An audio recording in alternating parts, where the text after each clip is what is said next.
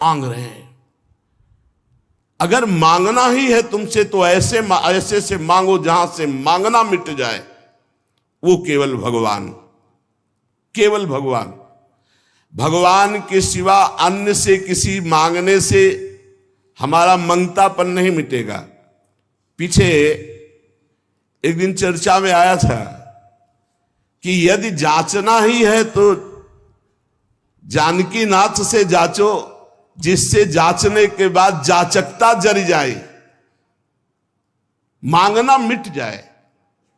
पहला, विश्वास करो तुम्हारे ऊपर भगवान की विशेष कृपा है। दूसरा, हमें कभी किसी से मांगना नहीं, अगर मांगना है तो सिर्फ भगवान से। तीसरा, निरंतर हमें नाम जप करना है। ये बहुत बड़ी बात तीन है। भगवान पर दृढ़ विश्वास, अन्य किसी का आशा भरोसा नहीं, और निरंतर नाम जप। तो कह रहे बिनु श्रम तरई भवनाथ सो समराम है। अन्य कोई साधन का श्रम नहीं, उसे निश्चित भगवत प्राप्ति हो जाएगी। भगवान पर विश्वास रखकर नित्य स्मरण करने का हमें प्रयत्न करना है, प्रयत्न करना है। जितनी हमें सामर्थ्य दी है उतना हमें करना है। आगे की बात भगवान संभाल लेंगे, पक्का समझ लो। घंटों आप संसार की वार्ता कर सकते हो, घंटों घंटों आप संसार के दृश्य देख सकते हो। जैसे 3 घंटे 2.5 घंटे की फिल्म है, आपका बिल्कुल मन नहीं भागेगा। लेकिन 2.5 घंटे बैठकर माला जपो, फिर देख लो क्या दुर्दशा करता है मन, परेशान कर देगा आपको। बस यही, क्योंकि जब 3 घंटे फिल्म देखता है तो सब कुछ कवर कर रहा है प्रपंच, अनजाने में सीसीटीवी की तरह। और जब नाम जप करते हो 3 घंटे, तो वो अंदर से मन को खाली कर रहा है, मन को निर्मल कर रहा है। ये बात पकड़ लो तो हिम्मत पूर्वक डटे रहोगे, और नाम जब छोड़ोगे नहीं तो तुम्हारा मन निर्मल हो गया। जहां मन निर्मल हुआ, निर्मल जन मन सो मोहि पावा, वो भगवान को प्राप्त कर लेता है।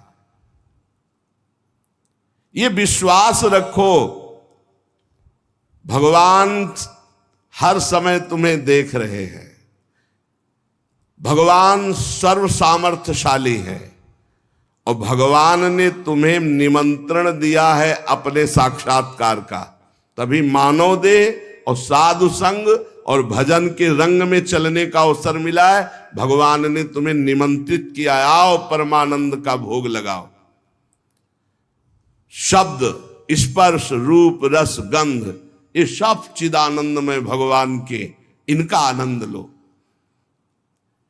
जब भगवान ने निमंत्रण कर ही दिया है तुम्हें और पंगत में बैठाल दिया, ये पंगत में बैठे हो, परमानंद की भोग वृत्ति, परमानंद का भोग लगकर तुम्हें प्रसाद मिलेगा। भगवत शब्द, भगवत स्पर्श, भगवत रूप, भगवत लीला, भगवत धाम का ये जो आनंद है, ये परमानंद परोसा जाएगा। आप पंगत में बैठ गए। कोई धर्मात्मा पुरुष जब तुम्हें पंगत में बैठालता है, पत्तल दोना डाल देता है, तो इसके बाद तुम्हें उबने की जरूरत नहीं, सामान भी आएगा। वो ऐसा कंजूस नहीं कि पत्तल दोना डाल के उठा दे और भगा दे। तो भगवान ने तुम्हें बुलाया, वृंदावन आए, सत्संग सुनाया, अपने मार्ग में चलने का उत्साह दिया, तो भगवदानंद की प्राप्ति भी उन्हीं की कृपा से होगी। तुम चिंता मत करो। एक और तुम्हें बात बता दें खास, यदि भगवान के आश्रित हो गए हो, अंदर से दृढ़ भरोसा भगवान का, और निरंतर भजन भी नहीं होता, तो आपको निरंतर भजन का ही फल मिलेगा। जैसे कोई आदमी लेबर को लिवा लावे, अब भाई शाम तक के कितने लोग, बोले 500 रुपये। अब बैठ जाओ, यहां बैठ जाओ, हम आपको काम बताएंगे।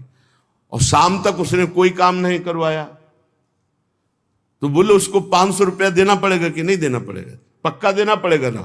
तो भगवान को भगवत प्राप्ति करानी पड़ेगी। बुलाया है हमको, श्री राधिका कृपा बिनु सबके मनन अगम में, श्री जी ने वृंदावन बुलाया, जिनको वृंदा विपिन है कृपा ते नहीं की हुए, तभी तो यहां आ पाओगे। सत्संग सुनाया, क्यों सुनाया सत्संग? हम फंसे थे संसार में, फंसे रहने देते, क्यों सुनाया?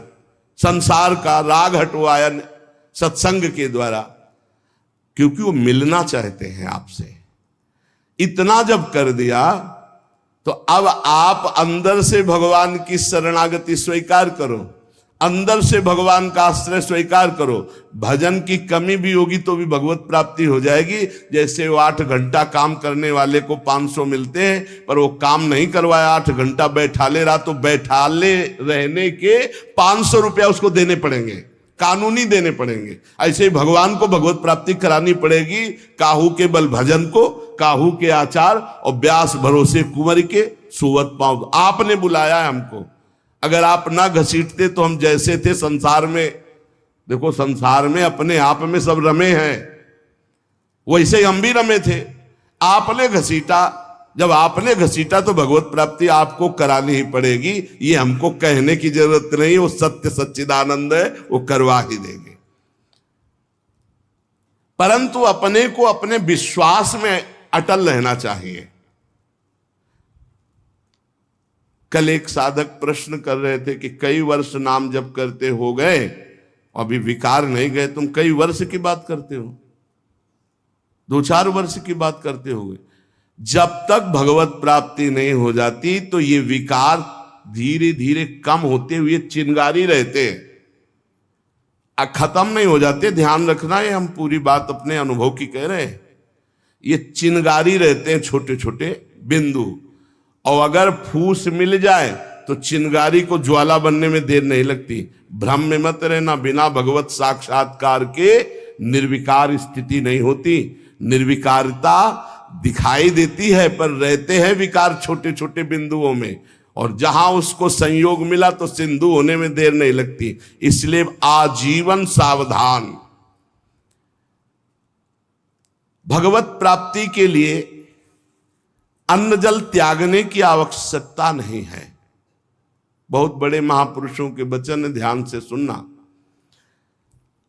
अन्न जल का त्याग कर देने से भगवान के दर्शन नहीं हो सकते। अगर होते तो चलो भाई अन्न जल का त्याग कर दो तो भगवान मिल जाए, ऐसा नहीं है। ऐसा कोई शास्त्रीय नियम या संतों ने नियम नहीं बनाया आज तक कि आप अन्न जल का त्याग कर दो तो भगवान मिल जाएंगे। एक अहंकार और हो जाता है, वो अहंकार ना होने पावे। अगर हम फलाहार रहते हैं तो भजन के लिए रहते हैं, हर समय हमारा सात्विक भाव बना रहे और निरंतर भजन बने, बढ़िया बात है। पर यह अहंकार ना हो जाए कि ये तो अन्न पाते हो, मैं फलाहारी हूं, 10 भगवत प्राप्ति में बड़ी बाधा अहंकार है। निरंतर भजन और दैन्य, अगर रोटी दाल पाने से होता है तो आराम से पाइए, उसी से भगवत प्राप्ति हो जाएगी। श्री भगवान की कृपा भजन से अनुभव में आती है, अन्न जल त्यागने से नहीं। भगवान के दर्शन भजन से होते हैं। जितना भजन करोगे, भगवद आश्रित होकर, उतने नजदीक आप पहुंचते जाओगे भगवान के। एकादश स्कंद में 9 योगेश्वर जन कहते हैं, जैसे भूखे आदमी को एक एक कवल भोजन तो तुष्टि पुष्टि क्षुधा निवृत्ति होती जाती है, ऐसे ही एक एक भजन, एक एक नाम जप संसार से वैराग्य, स्वरूप का ज्ञान और भगवान से प्रेम, ये एक एक भजन में होता जाता है। तो अब जैसे कई दिनों का भूखा है, 1 2 4 कवल पवा के रोक दो तो कुछ अनुभव नहीं होगा और भूख व्याकुल। ऐसे ही 2-4 माला कर लिए आप, काम वो भी हो रहा है 2-4 माला से ही, लेकिन आपको अनुभव नहीं होगा। अनुभव होगा जैसे वो आधा पेट भोजन कर ले और फिर स्वाद उसे खीर का सब्जी का अलग अलग आएगा, इतना भूखा कि पहले आधा पेट हो जाए। ऐसे ही हमको कम से कम 12 घंटा भजन में व्यतीत हो, तब हमारी समझ में आएगा कि नाम का स्वाद क्या है। एक एक नाम संसार से वैराग्य, भगवान से प्रेम और स्वरूप का ज्ञान प्रतिपल करा रहा है। पर बोध तब होगा जब कम से कम 12 घंटा भजन 24 घंटे में होने लगे। और जिनका 24 घंटे भजन होता है, ईमानदारी से जिनका 24 घंटे चिंतन होता है, उनको कोई प्रश्न नहीं रह जाता, उनकी कोई चाह नहीं रह जाती, उनकी कोई कामना नहीं रह जाती। अपने आप भगवत साक्षात्कार, अपने आप तत्व ज्ञान होने, भजन में बहुत बड़ा बल है। तो इन सब बाहरी बातों पर साधक ना फंसे कि हम अन्न छोड़ दें, हम जल छोड़ दें, हम ये कपड़ा छोड़ दें।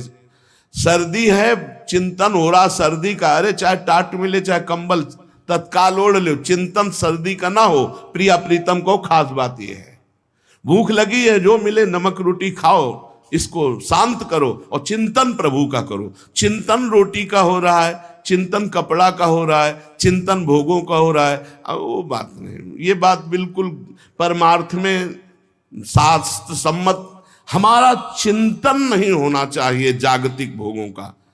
भगवत प्रसाद जो मिला ऐसे डाल लिया उदासीन भाव से, चिंतन हमारा प्रभु का होना चाहिए। भगवत दर्शन में प्रधान भजन करते हुए जब भगवान से मिलन की व्याकुलता होती है, अभी कहां मिलन की व्याकुलता है। भजन खास बात भजन है, जितना देर भजन करोगे उतने आप उज्जवल और पवित्र होते चले जाओगे। आपको पता नहीं होता कि आप कितनी ऊंचाई पर चढ़ रहे हैं। जब कोई अपराध बनता है और वो खो जाती है वृत्ति, तब लगता है कितनी ऊंचाई की वो वृत्ति थी, मेरे से गलती हो गई तो देखो वृत्ति खो गई। सहज धारा भगवत चिंतन की, सहज धारा, कोई विक्षेप नहीं, कोई चाह नहीं। और जहां अपराध बन गया तो बाधित हो जाती। कई तरह का अपराध होता है। मैं बहुत भजनानंदी हूं और इनमें तो भजन नहीं, रुक जाएगा आपका भजन। किसी से अपने को मिलाना, उसको अपने से नीचा देखना, मारे गए, आपका भजन रुक जाएगा। किसी की निंदा कर देना, किसी के ऐसी चेष्टा करना कि उसके भजन करने वाले हृदय में दुख पहुंच गया, अब आपका भजन अवरुद्ध हो जाएगा। ना कोई चेष्टा, ना कोई निंदा और ना कोई मिलान किसी से करना है। हर समय देखना है हमारे ऊपर भगवान की विशुद्ध कृपा है, सब संतों की कृपा है, चराचर जगत की हमारे ऊपर कृपा है, सब श्रेष्ठ है, हम सबसे लघु। अब भजन आपका निरंतर चलेगा।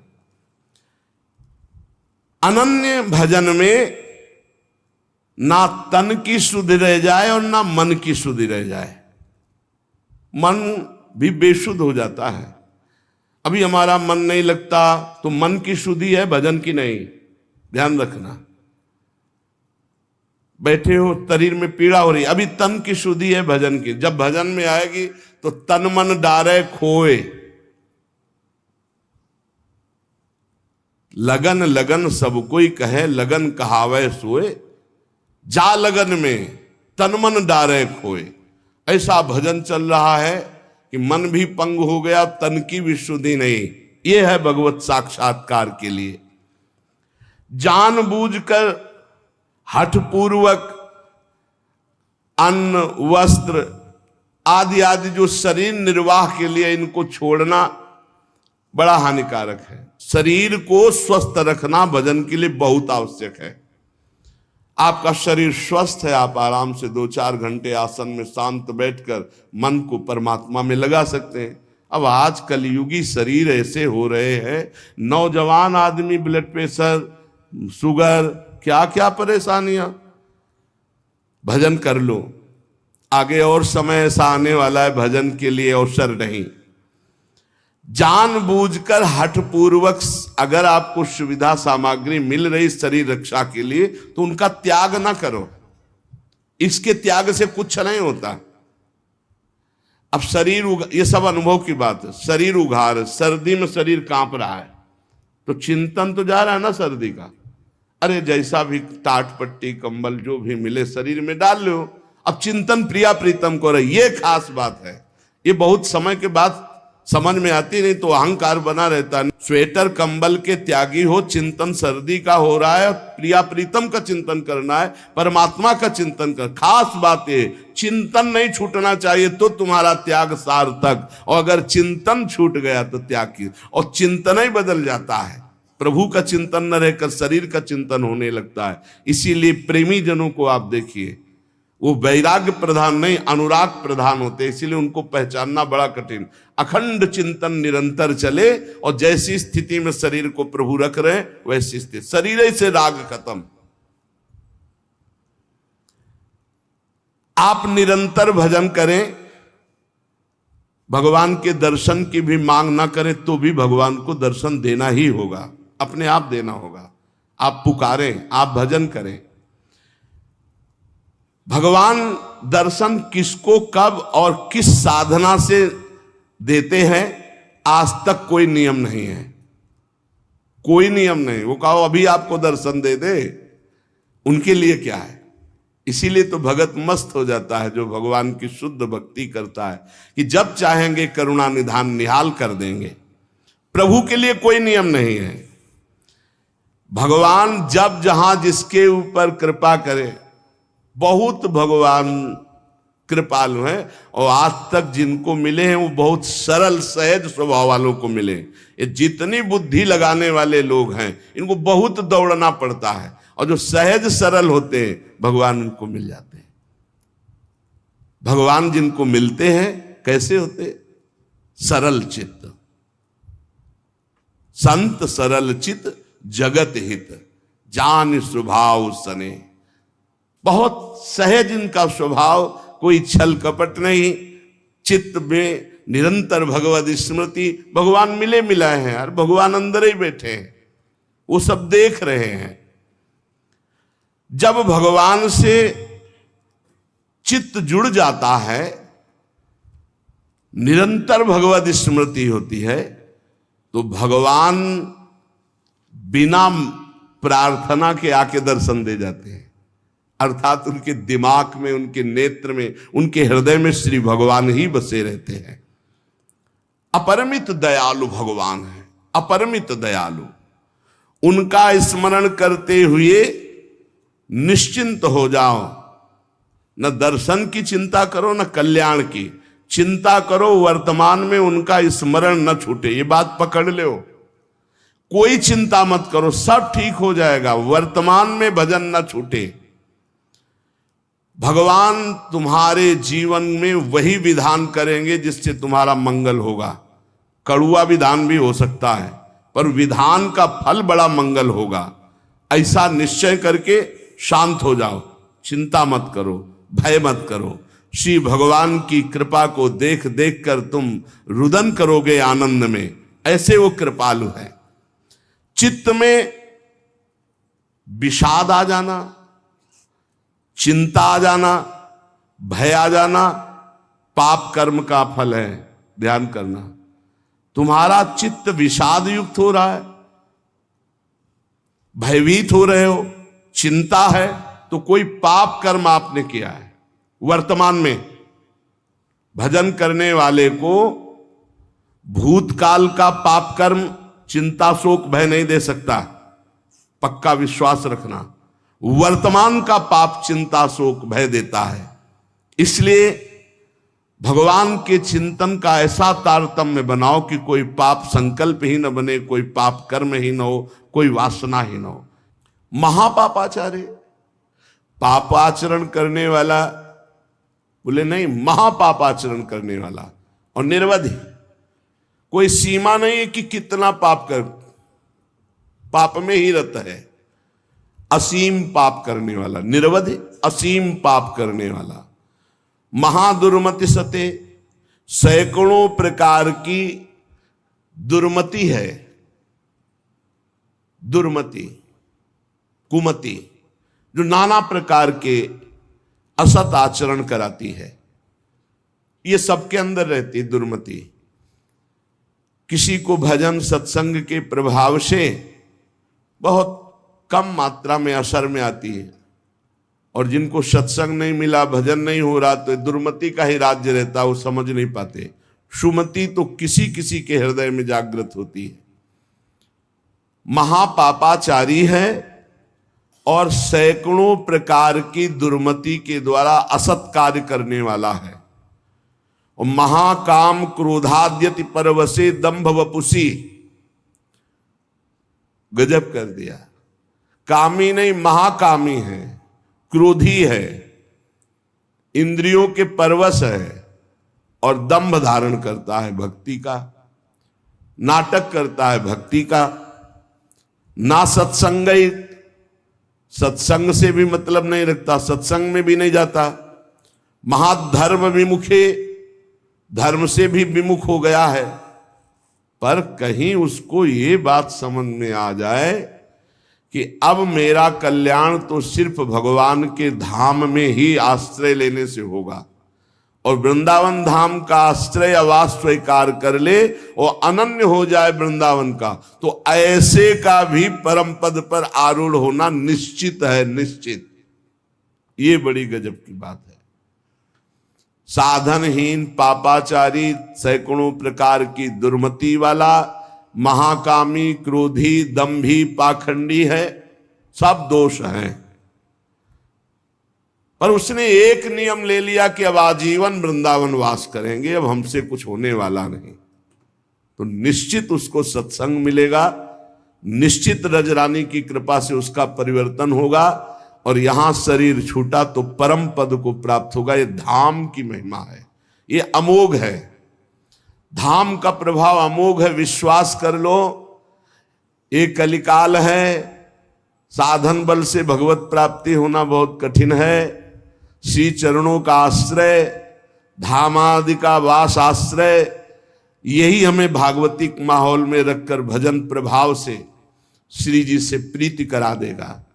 ऐसे जगत में यदि हम प्रियालाल से विमुख है, धाम आदि का आश्रय नहीं लिए, तो देख लो ऐसी माया फैली हुई है, पूछो मत। श्री विग्रह भगवान के अर्चावतार के सामने सर झुकाना, संतों के सामने सर झुकाना, गुरु के सामने सर झुकाना, माता पिता के सामने सर झुकाना, ये तो हमारे सनातन धर्म की बहुत प्राथमिक स्थिति है, नहीं रह गई। कुछ जो सत्संगी हैं, श्री विग्रह को देखा तो प्रणाम, संतों को देखा तो चलते फिरते भगवान के मंदिर है प्रणाम, माता पिता प्रातः काल उठ के रघुनाथा, मात पिता गुरु नामे माथा। साधारण सनातन धर्म की रीति नहीं रह गई। फिर भक्ति रीति, फिर नियम निष्ठा, फिर अध्यात्म की ऊंचाई, तो बहुत दुर्लभ बात है। कैसा भी व्यक्ति क्यों न हो, अगर भगवत प्राप्ति करना चाहता है तो ना धामवास हो पावे तो एक दो दिन के लिए, महीना दो महीना में जरूर आ जाओ। इससे आपकी आध्यात्मिक पावर शक्ति बढ़ेगी, आपका उत्साह बढ़ेगा, आपको भगवत प्राप्ति की लालसा मिलेगी। श्रीपाद कह रहे हैं, अत्यंतोद्धत धावदिंद्रिय गणो या सर्वदा असत्पथे, वे कस्मिन् निमिषे पिना स्मृत महानंदाब्धिराधा प्रियः, सद्धर्मैः सदुपासनैर्विरहितस् त्यक्तोऽखिलैः सद्गुणैर्, हा हा सोहम नल्पमोह उपयाम्येकं तु वृंदावनम। हा हा, ऐसे का कैसे कल्याण हो सकता है। अत्यंतोद्धत धावत इंद्रिय गणों, बड़ी उद्धत होकर प्रचंड बलवान इंद्रियां और मन ये भोगों में भाग रहे हैं। सब कोई देख लो, बहुत धोखेबाज हैं, दोस्ती का वादा करके दुश्मनी का काम करते हैं। पहले हमें सिखाते हैं कि देखो इसमें बड़ा सुख है, अगर ये वस्तु, ये व्यक्ति, ये स्थान, इसका संयोग प्राप्त कर लो, इसे भोग लो, तुम सुखी हो जाओगे। जीवात्मा इनकी सलाह में आ गया है, इसीलिए बंधन को प्राप्त हो गया। नहीं तो निर्मल है, इसमें कोई विकार नहीं है, चैतन्य घन है, ये तेजो स्वरूप, इसको कोई बांध नहीं सकता। पर सुख के लोभ से बंध गया। हमारा बंधन क्या है? सुख लेने की लालसा, सुख भोगने की चाह से इन उद्धत बलवान इंद्रिय और मन ने हमको अपना गुलाम बना लिया। चाहे जितने विद्वान हो, चाहे जितने पढ़े लिखे हो, चाहे जितना सत्संग सुनो, चाहे जितना प्रवचन कर लो, अगर भजन नहीं है, खास बात समझ लेना, तो ये इंद्रियां मन बहुत प्यार से फंसाते हैं। हमें उस समय विवेक से काम लेना चाहिए कि ये भोग तो सारा जगत भोगता है, ऐ मन, ऐ इंद्री, अब नहीं, अब तो हम प्रभु के चरणों की प्राप्ति के लिए चल पड़े, अब असत क्रिया नहीं।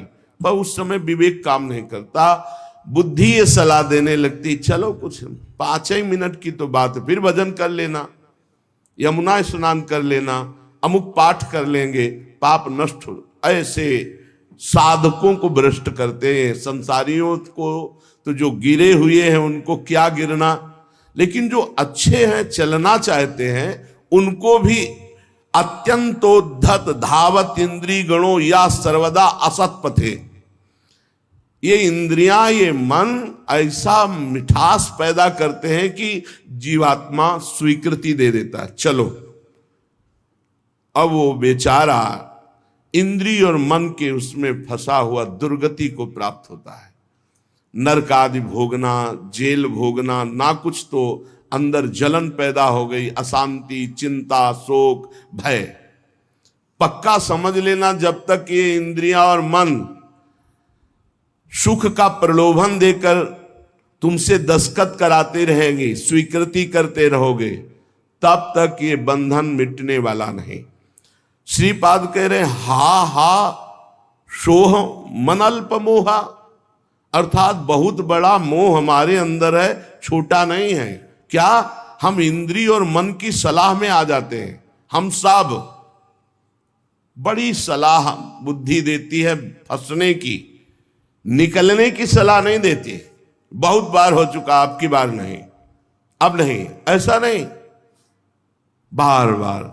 इसे तृष्णा कहते हैं। भोगे हुए भोग को पुनः भोगने की इच्छा का नाम तृष्णा है।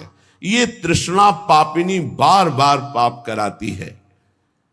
एकस्मिन निमिषेपि ना स्मृत महानंदाब्दि राधा प्रिया। राधा प्रिय, राधा वल्लभ लाल का एक पलक झपकने के लिए भी एकाग्र होकर ये स्मरण के लिए राजी नहीं है। ध्यान देना, सोचो कि स्वाभाविक ये भजन करेंगे तो इनके बस की बात नहीं, इंद्रिय और मन की। ये स्वाभाविक विषयों में तुम्हें फंसाएंगी। एक निमिष कहते हैं पलक झपकने को। एकस्मिन निमिषेपि ना स्मृत महा आनंद राधा प्रिया। महा आनंद प्रदान करने वाले राधा रमण जी, राधा वल्लभ लाल, राधा बांके बिहारी का एक पलक झपकने के समय को भी ये प्यार से स्मरण करने के लिए राजी नहीं है। इनको जबरदस्ती भजन कराना पड़ेगा। ये जो कहते हैं मेरा भजन में मन नहीं, कोई सिद्ध हो गए क्या तुम्हारा भजन में मन लगेगा? साधक को जबरदस्ती भजन कराना है। इस जबान से राधा राधा वल्लभ श्री हरिवंश, राधा वल्लभ श्री हरिवंश, तो हृदय में भी प्रकाश ज्ञान का और बाहर सुख वैभव भी मिलेगा। यही परलोक सकल सुख पावत, मेरी सो भैया कृष्ण गुण संचु। सद्धर्मई सदुपासनैर विरहितस् त्यक्तो खिलई सदगुणई। सद्धर्म का त्याग, सद उपासना का त्याग, अखिल सद्गुणों से युक्त जो महात्मा जन है उनका संग त्याग, ये महामुग्ध होकर के भोगों में लगा हुआ इंद्रिय मन एक निमिष के लिए भी राधा वल्लभ लाल के चरणों का चिंतन नहीं करता। हा हा, हाय हाय क्या होगा मेरे जीवन का। उपयाम्येकम तु वृंदावनम। अब मैंने समझ लिया कि अब मेरा एकमात्र परम कल्याण, उद्धार, मंगल सीधा वृंदावन करेगा। तो मैं आजीवन वृंदावन वास का नियम लेता हूं कि अब मेरे से तो कुछ बनने वाला नहीं। अपने शरीर को इसी धाम में रखूंगा और इसी रज में धूल धूसरित होकर प्राण त्याग दूंगा, तो भगवत प्राप्ति हो जाएगी, पक्का भगवत प्राप्ति हो जाएगी। धाम में आजीवन वास से भगवत प्राप्ति। अब ये जो बीच की यात्रा है, ये समझना होगा, नहीं कहीं भ्रम ना हो जाए कि हम धामवास करें और खूब मनमानी कुमार्गामी प्रवृत्तियों के आचरण करें। देखो ये धाम सुरक्षित है देवी शक्तियों से, जैसे राष्ट्रपति भवन की विशेष सुरक्षा होती है, ऐसे जैसे ये पुरियां हैं, धाम है, तीर्थ स्थान है, ये विशेष सुरक्षित होते हैं। इनमें जो उद्दंडता करता है, पापाचरण करता है, उनको विशेष दंड दिया जाता है, ध्यान रखना। तो ये जो कहा गया कि आप अखंड धामवास करें आपको भगवत प्राप्ति होगी, तो अखंड धामवास और भगवत प्राप्ति के बीच की यात्रा नहीं बताई गई। वो होगी सत्संग से, वो होगी रसिकों के संग से। ऐसा नहीं है कि आप धामवास करो, खुला पापाचरण करो, आपको भगवत प्राप्ति हो जाएगी, ऐसा नहीं, ऐसा नहीं। ये भ्रम में मत रहना। ये जो कहा जाता है तो धामवासी को सत्संग मिलता है और सत्संग से वो अपना सुधार करके निरंतर भजन परायण होकर भगवत प्राप्ति करता है। उपासक निरंतर भजन के लिए दृढ़ नियम लेना पड़ेगा। इसके लिए ये नहीं कि घर त्याग करके कहीं भागकर जाने की जरूरत है। आश्रय धाम का लिए हैं और आप बहुत दूर वास कर रहे हैं और निरंतर भजन का नियम ले लिए कि हम अभ्यास कर रहे हैं। अंतर पड़ सकता है अभ्यासी को, वो कोई सिद्ध पुरुष नहीं है, पर नाम जब का पक्का वहीं धाम प्रकाशित हो जाएगा, वहीं प्रिया प्रीतम प्रकाशित हो जाएंगे। विश्वास करी सब आस परिहरी, दास तब जे होई रहे, जप नाम तव बिनु श्रम तरही भव, नाथ सो समर। राधे राधे। तो आपको ये वीडियो पसंद आया तो please like share comment subscribe कीजिएगा। धन्यवाद। राधे राधे।